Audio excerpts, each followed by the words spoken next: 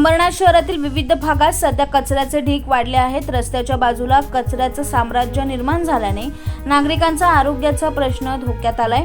नगरपालिकेकडून कचरा उचलण्यास विलंब आणि दुर्लक्ष होत असल्यामुळे सर्वच कचऱ्याचे ढीग पसरले आहेत। त्यातच पावसाच्या पाण्यात साचलेल्या आणि कुजलेल्या कचऱ्याच्या दुर्गंधीने डोकेदुखी वाढणार आहे। त्यामुळेच पालिकेच्या भोंगळ कारभाराविरोधात रहिवासी संताप व्यक्त करत आहेत।